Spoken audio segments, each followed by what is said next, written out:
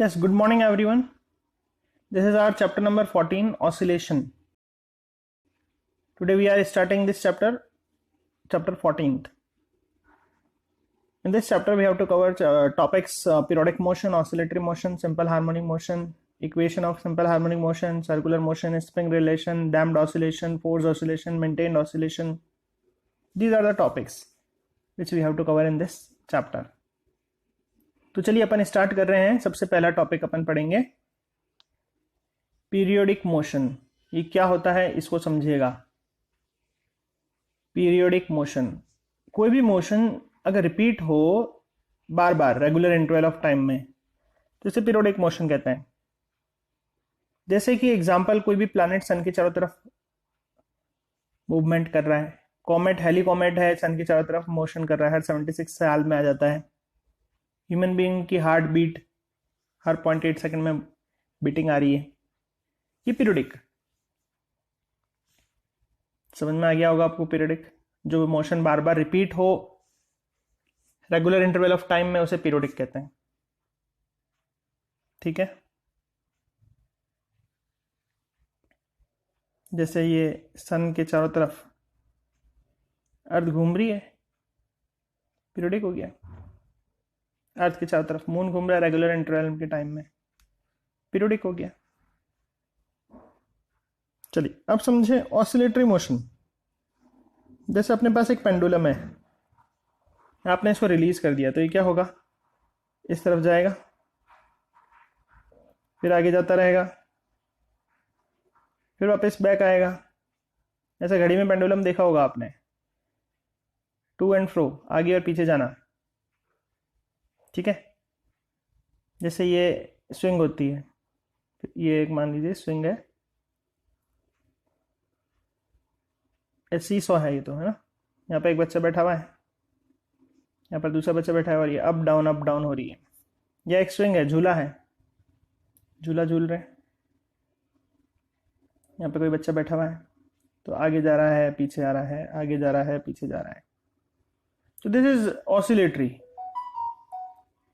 अगर body back and fourth move करेगी repeatedly अपनी मीन पोजीशन के राउंड, ये जो सेंटर पोजीशन है इसे मीन पोजीशन कह रहे हैं, इसके राउंड आगे भी गई और वापस से पीछे भी आई, आगे गई फिर पीछे आई, आगे गई फिर पीछे आई, आगे गई फिर पीछे आई, ऐसा मोशन हो रहा है.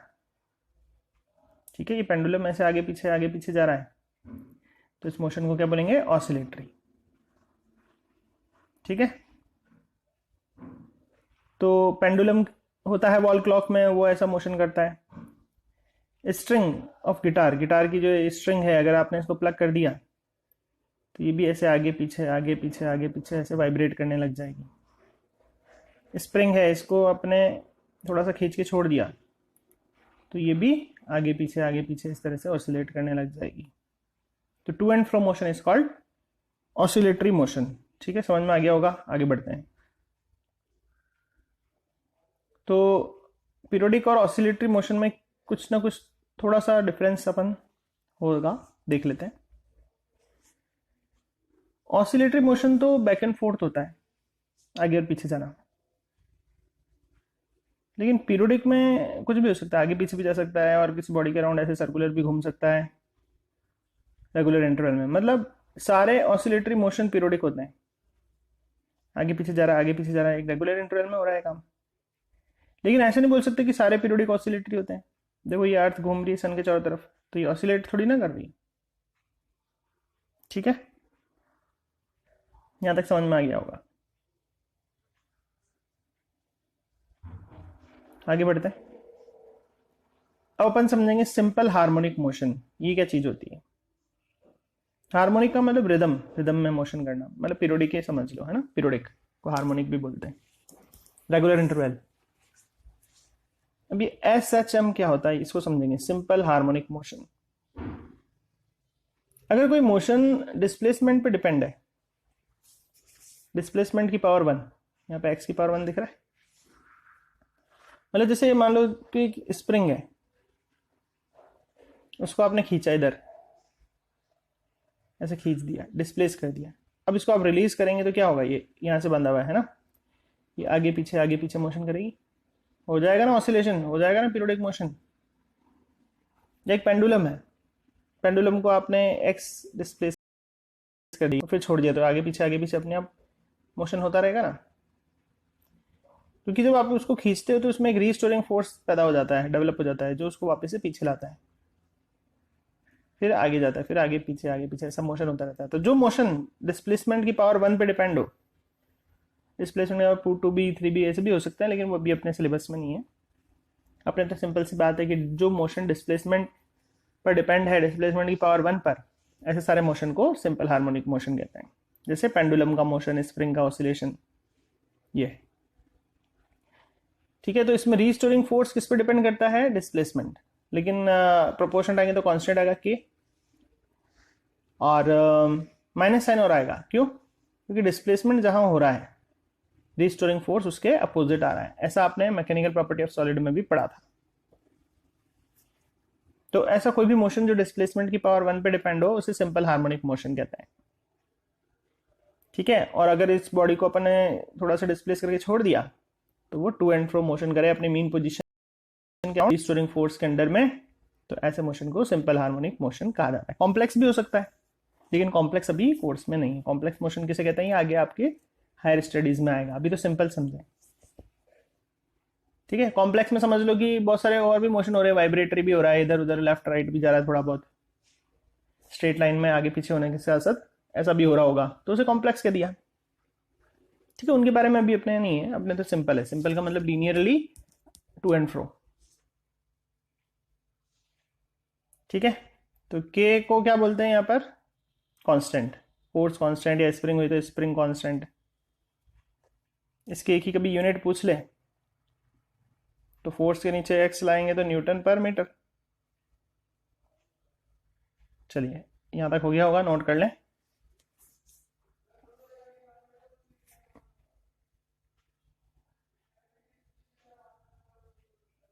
चलिए अब आगे बढ़ते हैं। अच्छा, फोर्स का फॉर्मूला तो एम ए भी पढ़ा हुआ है अपने, तो F बराबर माइनस के एक्स अभी अपने लिखा है,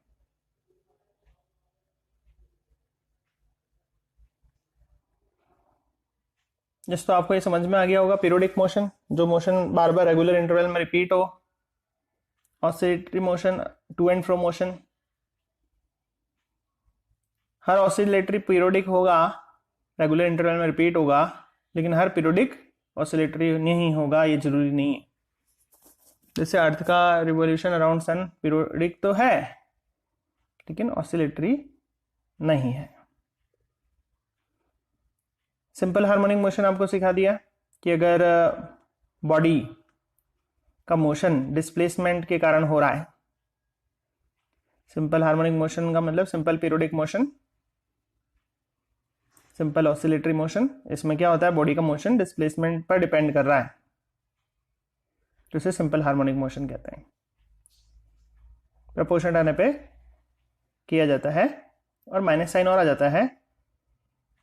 यहाँ पर F क्या है, रीस्टोरिंग फोर्स। तो जिधर डिस्प्लेसमेंट कर रहे हो उसके अपोजिट रीस्टोरिंग फोर्स, उस फोर्स के अंडर में अगर बॉडी मोशन करेगी तो इसे सिंपल हार्मोनिक मोशन कहेंगे।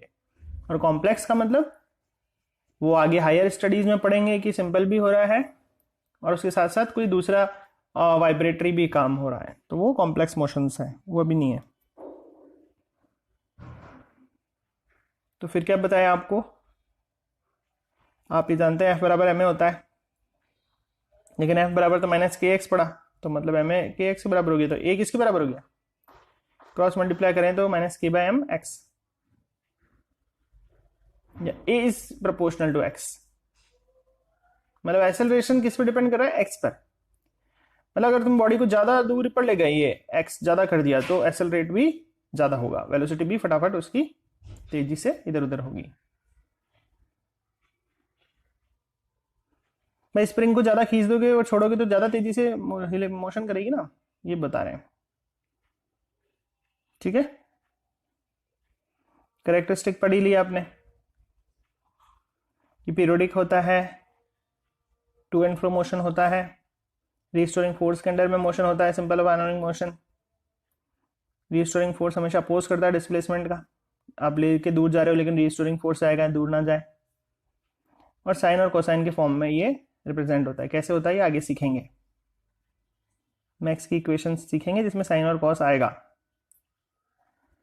चलो अब थोड़ी सी मैथमेटिकल पार्ट वापस देखते हैं। मैथमेटिकल पार्ट इसका f बराबर माइनस के एक्स होता है, और ये भी जानते हो f बराबर एम ए होता है, और a को तुम पहले ही पढ़ चुके हो पिछली क्लासेस में कि D square x by d t square कहते हैं एक्सेलरेशन को। तो भाई इस f की जगह ये चीज रख दिया, ठीक है। अब D square x by d t square यहाँ रहने दो, m को नीचे पहुंचा दो। देखो ये स्टेप, अब ये आगे जाके पढ़ोगे k बाई एम को ओमेगा स्क्वायर कहते हैं। ओमेगा मतलब एंगुलर वेलोसिटी, मतलब एंगल में चेंज होने की रेट क्या होता है, ये डिटेलिंग में आगे जाके पढ़ेंगे। तो k by m omega square के बराबर होता है, ये सब चीजें प्रूव होगी, ठीक है।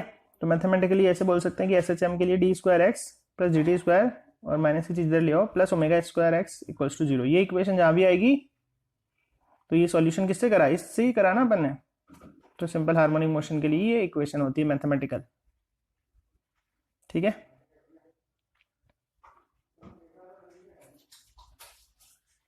और जिन्होंने मैथ्स लिए वो आगे जाके ये भी पढ़ोगे कि इसका सॉल्यूशन ये होता है। इसको अगर अपन सॉल्व करें तो ये रिजल्ट मिलता है।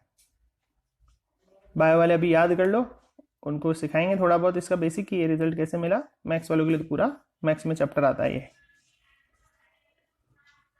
फिर भी अब देख लें कि ये एक्स की इक्वेशन कैसे आई होगी। बायो वाले भी स्टूडेंट्स बैठे होंगे तो ये एक्स कैसे आएगा ये सीख लें। सपोज करें कि बॉडी यहां पर है और मोशन करते करते यहां पर पहुंच गई थीटा एंगल पर, ये एंगल थीटा मान लो, ये वाला डिस्टेंस को ए मान लो। अब इस पोजीशन पर एक्स कंपोनेंट चेक करना है तो नीचे जाके चेक करना पड़ेगा ये एक्स। तो कैसे निकालें एक्स मैथमेटिकली, ये ट्रायंगल बन रहा है एक, इस ट्रायंगल में नीचे की साइड क्या है बेस, और बेस किस निकालते हैं hypotenuse cos theta, hypotenuse cos theta, ये आप सीख चुके हैं। तो एक्स बराबर ए कॉस थीटा। अब यहाँ इक्वेशन में तो ये एक और चीज लिखी हुई है फाई नॉट, इसे फाई बोलते हैं। फाई नॉट क्या चीज होती है समझना।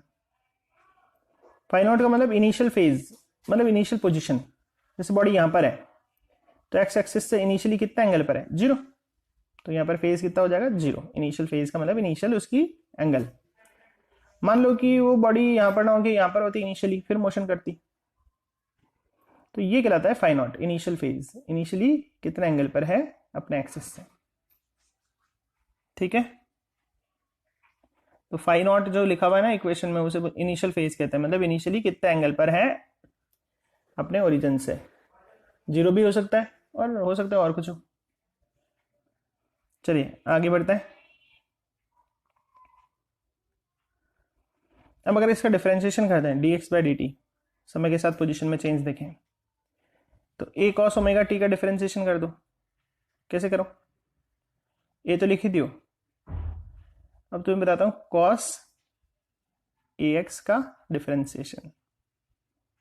कॉस ए एक्स का होता है माइनस साइन ए एक्स,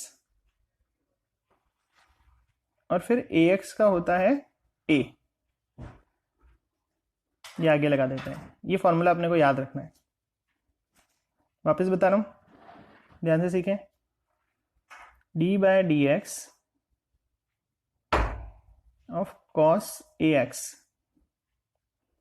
इसका डिफरेंशिएशन का फॉर्मूला होता है, कॉस का होता है sine minus sine a x, और फिर ये जो ए दिख रहा है ना इसको ए एक्स का भी करना पड़ता है, ए एक्स का ए बोलते हैं।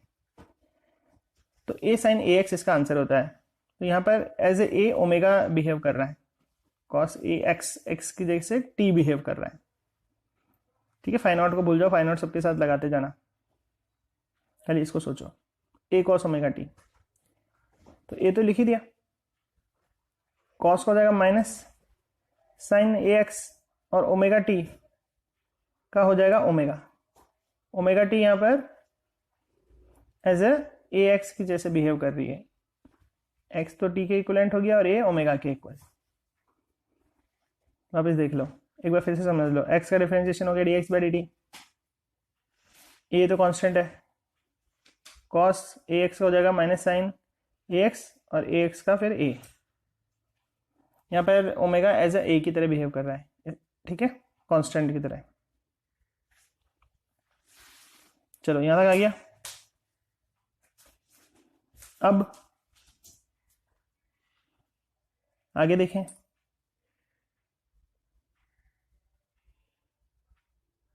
अगर इसका भी डिफरेंशिएशन कर दें तो हो जाएगा D square x by d t square. Omega तो लिख ही दो, ए ऐसे के लिख दो, साइन ए एक्स का होता है कॉस ए एक्स, फिर ए एक्स का वापस ए, तो ओमेगा स्क्वायर हो गया।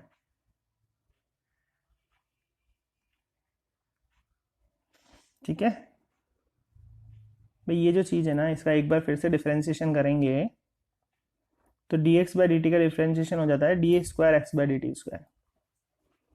अब ये ओमेगा तो ऐसे कैसे रहने दो, ए ऐसे कैसे रहने दो, साइन का कर दो, साइन का होता है cos omega T, sine x का कॉस एक्स, फिर इस ए एक्स का वापस से ए आ जाएगा आगे, माइनस ऑलरेडी था, तो आंसर क्या आ गया, माइनस ओमेगा स्क्वायर ए कॉस ओमेगा टी। देखो ये आ गया, फाइव नॉट तो सबके साथ लग रहा है, जीरो भी हो सकता है वो, लेकिन ए कॉस ओमेगा टी तो किसके बराबर था, एक्स के। देखो ऊपर जाके देखो, ए कॉस ओमेगा टी तो किसके बराबर था, एक्स के, तो उसको एक्स लिख दें। तो मतलब d square x equals to minus omega square x.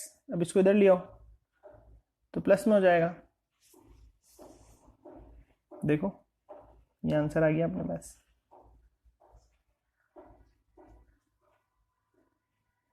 तो ये एक आंसर किससे आया, इसी चीज से आया ना। तो कह सकते हैं कि उल्टा भी कह सकते हो कि इसका सॉल्यूशन ये होता है या इसका सॉल्यूशन ये होता है। ठीक है,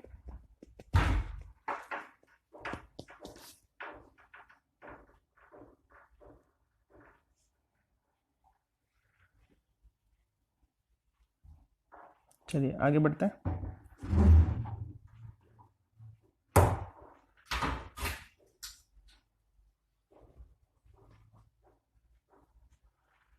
यहाँ पर ये omega t plus phi naught को फाई भी लिख सकते हैं, फेज, फेज का मतलब वो इनिशियली वो एंगल कितने पर है। फाई नॉट को बोलते हैं इनिशियल फेज, मतलब टी बराबर जीरो पर कहाँ पर है, इसे एपॉच भी बोलते हैं। मतलब पार्टिकल यहाँ पर है तो फाई नॉट जीरो हो जाएगा, पार्टिकल यहाँ पर है तो और कुछ एंगल हो जाएगा। फाई नॉट का मतलब इनिशियली वो कितने फेज पर है, मतलब इनिशियल पोजीशन क्या है, इनिशियल एंगल क्या है। ठीक है, चलो आगे बढ़ते हैं। अपन सीखेंगे time period of SHM. Time period का मतलब एक पूरा ऑसिलेशन में लगा टाइम। ठीक है, अगर अपन टाइम को रिप्लेस कर दें T plus two pi by omega, देखो भाई ये पूरा एंगल होता है पाई पाई बाय टू, ये पूरा होता है पाई, ये होता है पूरा थ्री पाई बाय टू, और वापस आ जाए तो टू पाई। ठीक है, अब टाइम पूरा एक टाइम पीरियड का मतलब पूरा एक चक्कर मार लिया। ठीक है, मतलब कितना एंगल चल गया, टू पाई, ये पूरा एंगल कितना हो गया। टाइम होता है डिस्प्लेसमेंट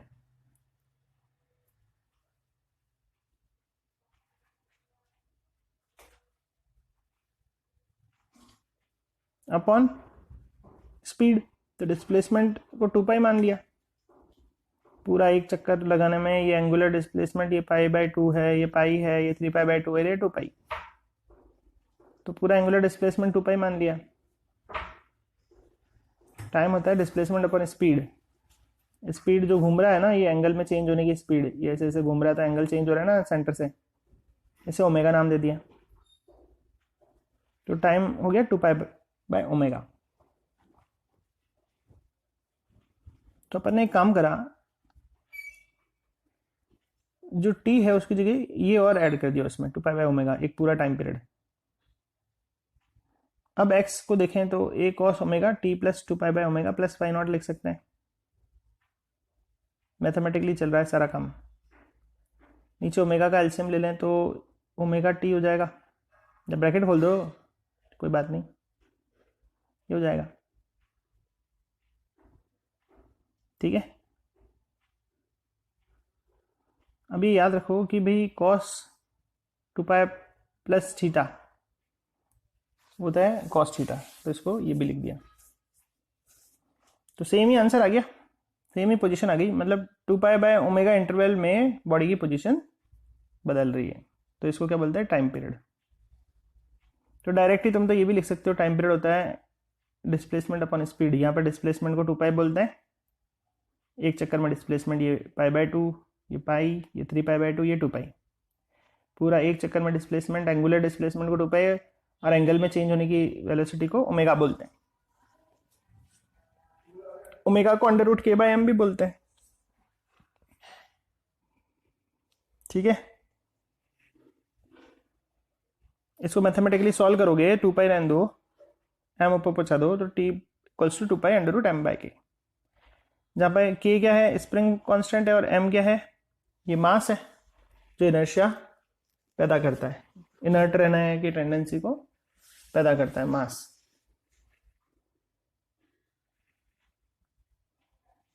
तो टाइम पीरियड का मतलब क्या हो गया, टाइम पीरियड का मतलब एक ऑसिलेशन में लगा समय। चलिए आगे बढ़ते हैं।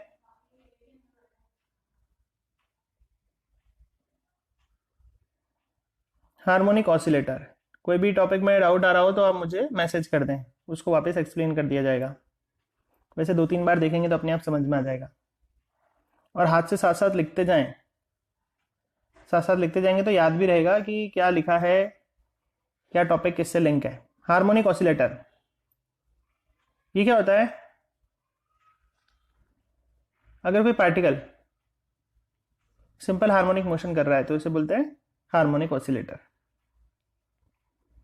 डिस्प्लेसमेंट ये क्या चीज होती है, अपनी मेन पोजीशन से, ये मेन पोजीशन, तो जितना वो दूर ले गए इसे डिस्प्लेसमेंट बोलेंगे। एम्पलीट्यूड, मैक्सिमम डिस्प्लेसमेंट, अभी जो छोड़ा तो मैक्सिमम इतना ऊपर गया, अपनी मेन पोजीशन से मैक्सिमम इतना ऊपर गया, या वापस बैच पीछे आया तो मेन पोजीशन से मैक्सिमम इतना गया, तो इस मैक्सिमम दूरी को एम्पलीट्यूड कहते हैं। ए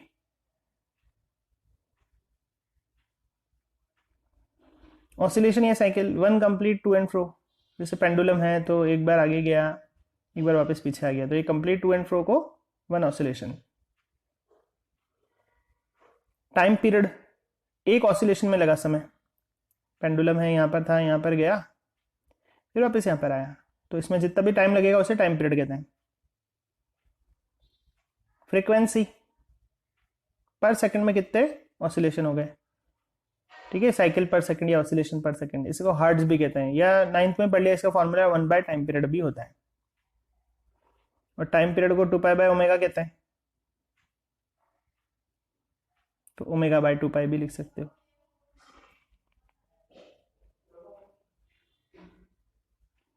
एंगुलर फ्रीक्वेंसी ये क्या चीज होती है, इसको समझना, एंगल में चेंज होने की रेट,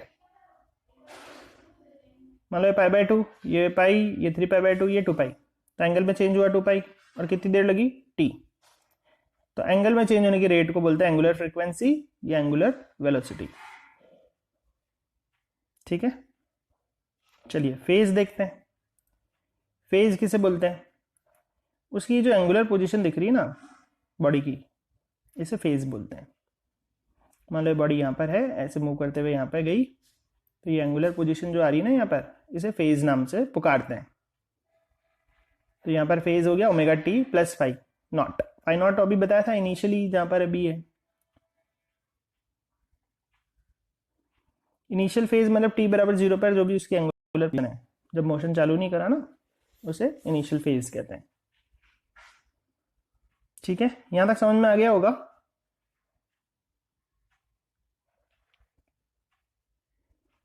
अब कोई बॉडी सर्कुलर मोशन कर रही है, यहाँ पर है स्टार्टिंग पर, और मोशन करते करते इस पी पॉइंट पे पहुंच गई, फिर यहाँ पर पहुंच गई, तो क्या ये SHM है, हाँ बिल्कुल है। कैसे, यहाँ ये y एक्सिस के अलॉन्ग इसकी पोजीशन चेंज होते हुए दिख रही है मुझे, और x के अलॉन्ग भी होते हुए दिख रही है। कैसे, जब यहाँ पर था तो y एक्सिस के अलॉन्ग ये पॉइंट था, यहाँ पे पूछा था वाई एक्सिस के अराउंड ये पॉइंट आया, यहाँ पे पूछा था वाई एक्सिस के अराउंड ये पॉइंट आया, यहाँ पर पूछा था वाई एक्सिस के अराउंड ये पॉइंट आया, यहाँ पर वापस पूछा था वाई एक्सिस के अराउंड ये पॉइंट आया, यहाँ पर बॉडी पूछी तो वाई एक्सिस के अराउंड ये पॉइंट आया, यहाँ पर पूछी तो वाई एक्सिस के अराउंड ये पॉइंट आया, यहाँ पर पूछी तो वाई एक्सिस के अराउंड ये पॉइंट आया, यहाँ पूछी तो वाई एक्सिस के अराउंड ये। तो देखो ध्यान से देखो, वाई एक्सिस के अराउंड ये पॉइंट बदलते जा रहे हैं, ध्यान से देखो, पहले ये था, फिर ये हुआ, फिर ये हुआ, फिर नीचे आया, फिर नीचे आया, फिर नीचे आया। इस वाई एक्सिस में तो नहीं जा रहा, लेकिन जब इधर मोशन कर रहा है तो वाई एक्सिस के कोऑर्डिनेट बदलते जा रहे हैं, अप डाउन होते जा रहे हैं। तो वाई एक्सिस के अराउंड ऑसिलेशन हो गया ना इसका एक तरह से। ऐसे ही जब भी ऐसा मोशन कर रहा है तो एक्स एक्सिस के अराउंड भी पॉइंट्स बदलते जा रहे हैं बार बार। तो जब कोई बॉडी सर्कुलर मोशन कर रही है तो उसका ऑसिलेशन हो सकता है, बट अपन को देखना है कि वो ऑसिलेशन किसके रेफरेंस में हो रहा है। तो एक्स एक्सिस के अराउंड भी उसके पॉइंट्स चेंज हो सकते हैं और वाई के अराउंड भी। तो ऑसिलेशन हो रहा है एक्स और वाई के अराउंड, ठीक है। देख लें अच्छे से।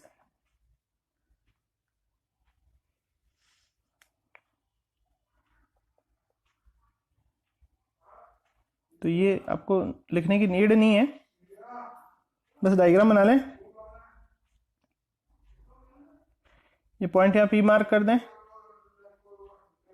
ये वाई एक्सिस के अराउंड पोजीशन ये है, एक्सिस के अराउंड ये है, और कहीं जाएगा तो वाई एक्सिस के अराउंड बढ़ गई, एक्सिस के अराउंड ये रही, तो वाई में पोजीशन चेंज हो रही है तो it oscillate around Y axis, और एक्स में चेंज हो रही है, it oscillate around x axis. भाई प्योरली वाई पे ऊपर नीचे नहीं जा रहा, लेकिन कोऑर्डिनेट तो बदल रहा है ना वाई एक्सिस के अराउंड, ठीक है। चलिए अब आगे बढ़ रहे हैं। अब देखिए डायग्राम बना हुआ है। इनिशियली ए पॉइंट पर था, तो इनिशियली ए पॉइंट पर था यहाँ पर, तो उसकी इनिशियल एंगल को फाई नॉट दे दिया। अब पी पॉइंट पे पहुंच गया तो टोटल एंगल क्या हो गया, phi naught plus omega t. तुम जरूरी नहीं हमेशा फाई नॉट मेंशन करो, ऐसा कोई जरूरी नहीं है। तो यहाँ पर अपन है ना एक्स पोजीशन निकालनी है, तो कैसे निकालें, बेस कैसे निकालें, hypotenuse, this is a cos theta, this is the position of body on x axis when it moves in a circular path with angular velocity omega at time t। देख लें अच्छे से। तो जैसे x की position निकाली अपन, ऐसे y की निकाल सकते हैं, वो क्या हो जाएगा, a sin ओमेगा टी। तो मैंने लिखाया था ना पीरियोडिक मोशन की कैरेक्टरिस्टिक में ये साइन और कोसाइन फंक्शन होता है, मतलब साइन और कॉस के रूप में इनके रिजल्ट्स बता सकते हैं। समय के साथ साथ एक्स की पोजीशन बदलती जाएगी, टी अलग अलग होएगा तो एक्स अलग अलग होएगा, और वाई भी अलग अलग हो जाएगा। तो अगर इस तरह से लिखा जाता है कोई इक्वेशन, तो यहाँ पर ये एक्स किसको डिनोट करता है, डिस्प्लेसमेंट, कितना दूर हो गया, ए मैक्सिमम डिस्प्लेसमेंट जिसे एम्पलीट्यूड कहते हैं, ओमेगा एंगुलर फ्रीक्वेंसी मतलब एंगल में चेंज होने की rate, phi naught initial position, initial angular position.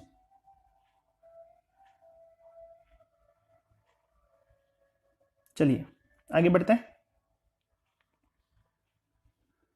अब जैसे कोई क्वेश्चन आ जाए कि प्रूव करो कि ये इक्वेशन है a sine omega t plus b cos omega t, ये एस एच एम को रिप्रेजेंट करेगा, कैसे प्रूव करें इसको। तो देखो एक्स सही है, डिफरेंशिएशन कर दें तो साइन ए एक्स का हो जाएगा कॉस ए एक्स का ही, कॉस ए एक्स का हो जाएगा माइनस साइन ए एक्स का ही। एक बार और डिफरेंशिएशन कर दो तो D x by d T का हो जाएगा D square x by d t square, cos omega T का हो जाएगा साइन ओमेगा टी, ओमेगा आगे आ जाएगा, साइन ओमेगा टी का हो जाएगा कॉस ओमेगा टी, ओमेगा आगे आ जाएगा, ओमेगा स्क्वायर कॉमन ले लो, यहाँ तक पहुँच गए। इस चीज़ को तो क्या बोल रहे थे, एक्स बोल रहे थे ना, इसको एक्स लिख दो। तो ये तो भाई वही अपन ने जो एस एच एम की इक्वेशन डिराइव करी थी वही आ गई। यहाँ पे एक्सेलरेशन किसके प्रोपोर्शनल आ रहा है, एक्स के। जब भी एक्सेलरेशन एक्स के प्रोपोर्शनल आएगा तो कहेंगे एस एच एम है।